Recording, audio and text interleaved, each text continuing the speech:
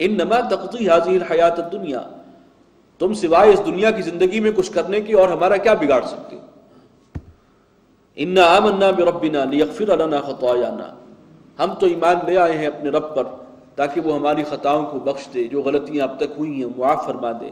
وما اکرہتنا علیہ من السحر، اور یہ جو تو نے ہم سے زبردستی جادو کرایا اور یہ ہم سے گناہ سرزد ہوا، اس کو بھی وہ معاف کر دے، ہم تو رب سے استغفار کریں گے اس پر۔ واللہ خیر وابقا، اور اللہ ہی بہتر بھی ہے، یعنی اس کا دیا ہوا اجر اور باقی رہنے والا بھی ہے۔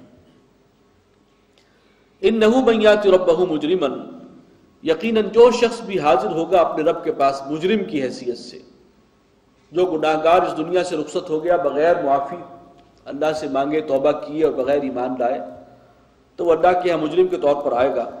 فإن لہ جہنم، اس کے لیے جہنم ہے، لا يموت فیہا ولا یحیا، اور نہ اس میں وہ مرے گا اور نہ ہی جیے گا۔ ومن یأتہ مؤمنا قد عمل الصالحات، اور جو اللہ کے حضور پہنچے گا اس شان سے کہ وہ صاحب ایمان بھی ہو اور اس نے اچھے عمل بھی کر رکھے ہوں، فأولئک لہم الدرجات العلی، تو ایسے لوگوں کے لیے بلند درجات ہیں۔ جنات عدن تجری من تحتها الانہار، وہ باغات ہیں رہنے کے جن کے دامن میں ندیاں اور چشمے جاری ہوں گے، خالدین فیہا، وہ رہیں گے اسی میں ہمیشہ۔ وذالک جزاء من تزکا، اور یہ بدلہ ہے، جزا ہے اس کی کہ جس نے پاکیزگی اختیار کر لی۔ وَلَقَدْ أَوْحَيْنَا إِلَى مُوسَىٰ، اور ہم نے وحی کی موسیٰ کی طرف، أَنْ أَسْرِ بِعِبَادِي۔ اب یہ واقعہ جو آگے آ رہا ہے یہ بہت عرصے بعد کا ہے، یہ اس وقت کی بات ہے کہ جب حضرت موسیٰ برس ہا برس فرعون کو بھی دعوت دیتے رہے، بنی اسرائیل میں بھی اصلاح کا کام کرتے رہے اپنی قوم کے اندر، اور پھر ایک سٹیج پر آ کر یہ فیصلہ ہو گیا کہ اب فرعون تو نہیں چھوڑتا، اب ہمیں خود نکلنا ہے یہاں سے۔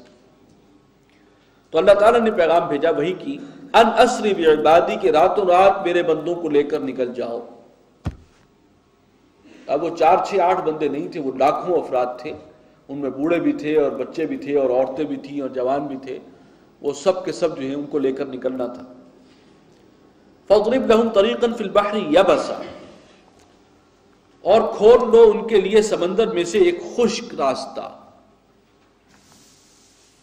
یہ لفظ بہت اہم ہے، اس میں خشک راستہ، سمندر میں سے ایک خشک راستہ نکالو۔ وہ کیسے نکلے گا اس کی بات تفصیل بعد میں آئے گی سورہ قصص میں، اسی عصا کے ضرب سے۔ لیکن یہ ہے کہ اس لیے میں اس لفظ کی طرف توجہ دلا رہا ہوں کہ اس دور میں جو ایک خاص نقطہ نظر ہے معجزات کا انکار۔ سائنس، اس کے اصول اتنے قطعی ہیں، حتمی ہیں، یقینی ہیں، لاز آف دی نیچر، ان میں کوئی رد و بدل نہیں ہو سکتا۔ جبکہ معجزے میں تو یہ ہے کہ ہم یہ مان لیں کہ حضرت موسیٰ علیہ السلام نے عصا مارا اور سمندر واقعی پھٹ گیا وہ، اور اس کے اندر جو ہے وہ راستہ بن گیا۔ یہ بات سمجھ میں آنے والی نہیں ہے، اس لیے کہ پانی تو ہمیشہ اپنی سطح برقرار رکھتا ہے، یہ ایک اصول ہے، اصول ٹوٹ نہیں سکتا، سائنس کا اصول ہے۔ لہٰذا اس درس کا، اس سوچ رکھنے والے لوگوں نے پھر معجزات کے لیے لمبی لمبی تعویلیں گھڑی ہیں کہ نہیں ایسے نہیں تھا، سمجھنے میں غلطی ہوئی ہے، قرآن کے لفظ کو نہیں سمجھا گیا، عبارت کو نہیں سمجھا گیا۔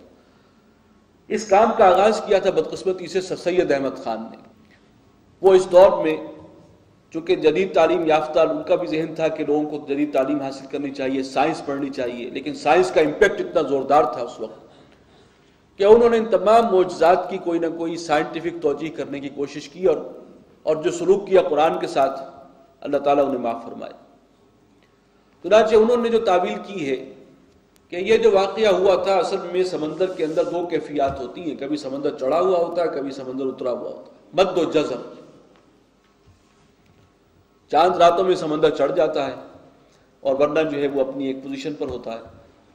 تو جس وقت سمندر اترا ہوا تھا تو بنی اسرائیل گزر گئے، ان کے پیچھے پیچھے جو ہے وہ آل فرعون اور فرعون کی فوجیں آئیں، تو ان کی بدقسمتی یا بد نصیبی کہیے کہ وہ جس وقت داخل ہوئے تو وہ سمندر چڑھ گیا۔ یہ حقیقت تھی، یہ سمجھنا کہ اس کے اندر کوئی رستہ بنا اور عصا سے جو ہے وہ یہ ہو گیا۔ ابھی آپ اس کو تو بتا سکتے ہیں جو قرآن نہ پڑھتا ہو، جس کو عربی نہ آتی ہو، اس کو تو شاید آپ سمجھا دیں، لیکن قرآن مجید تو اپنی حفاظت خود کرتا ہے۔ یہاں پر الفاظ یہ ہیں کہ ان کے لیے سمندر سے رستہ نکالو خشک یبسا۔ اب کوئی تعویل کی گنجائش نہیں ہے، لیکن جن کے نگاہوں کے اوپر وہ سائنٹیفک ریشنلزم کی پٹی بندھی ہوئی ہے، تو وہ پھر اس قسم کی تعویلات جو ہیں وہ کرتے ہیں۔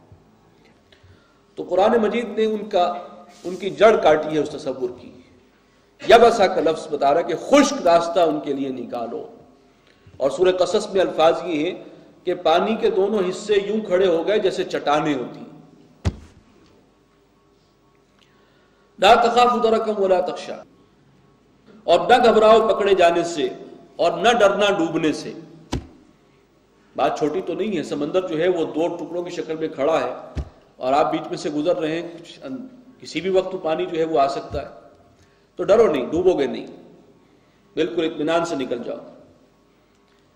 فَأَتْبَعَهُمْ فِرْعَوْنُ بِجُنُودِهِ، تو پیچھا کیا فرعون نے بھی اور اس کے لشکروں نے بھی۔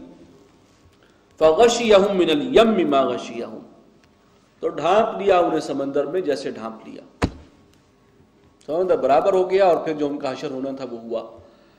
اور قرآن مجید کا جو ورژن ہے وہ یہ ہے کہ فرعون بھی ساتھ غرق ہوا۔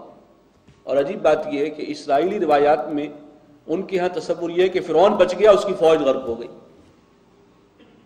لیکن بعد میں یہ بات سچی ثابت ہوئی ہے کہ فرعون بھی ساتھ ڈوبا تھا اور اس کی باڈی بھی اب دریافت ہو چکی ہے، ڈیڈ باڈی۔ وَأَضَلَّ فِرْعَوْنُ قَوْمَهُ وَمَا هَدَىٰ، اور گمراہ کیا فرعون نے اپنی قوم کو بھی اور صحیح رستہ نہیں دکھایا۔ یا بنی اسرائیل قد انجیناکم من عدوکم، اے اسرائیل کی اولاد، ہم نے تمہیں بچایا تمہارے دشمن سے یعنی فرعون سے۔ وواعدناکم جانب الطور الایمن، اور ہم نے تم سے وعدہ ٹھہرایا طور کے داہنی جانب کا۔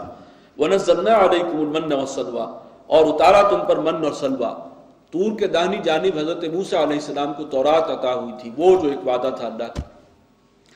کلوا من طیبات ما رزقناکم، کھاؤ ہمارے پاکیزہ رزق میں سے جو ہم عطا کریں۔ ولا تطغوا فیہ، اور اس میں زیادتی اور سرکشی نہ کرنا، یعنی میری نعمتوں کو پا کر سرکش نہ ہو جانا۔ فیحل علیکم غضبی، کہ پھر تم پر نازل ہوگا میرا غصہ، میرا غضب۔ ومن یحلل علیہ غضبی فقد ہوا، اور جان لو کہ جس پر میرا غضب نازل ہوا وہ تو تباہ و برباد ہو گیا۔ وانی لغفار لمن تاب وآمن وعمل صالحا ثم اهتدى، اور یقیناً میں بخشنے والا ہوں ہر اس شخص کو کہ جو توبہ کر لے اور پھر ایمان لے آئے، ایمان کی تجدید کر دے اور پھر اپنے عمل کی اصلاح کرے اور راہ راست پر آ جائے، صحیح روش اختیار کر لے۔ وما اعجلک عن قومک یا موسیٰ، اور اے موسیٰ یہ تمہیں اپنی قوم کو چھوڑ کر جلدی آنے پر کس چیز نے اکسایا؟ اب یہ جو آگے واقعہ آ رہا ہے وہ وہی ہے حضرت موسیٰ علیہ السلام جب طلب کیے گئے تھے کوہ طور پر تورات کی الواح کے لیے۔ سورہ اعراف میں ہم پڑھ چکے ہیں، اللہ تعالیٰ نے ان سے 40 دنوں کا وعدہ کیا تھا، پہلے 30 دن اور پھر پورے کیے گئے 40۔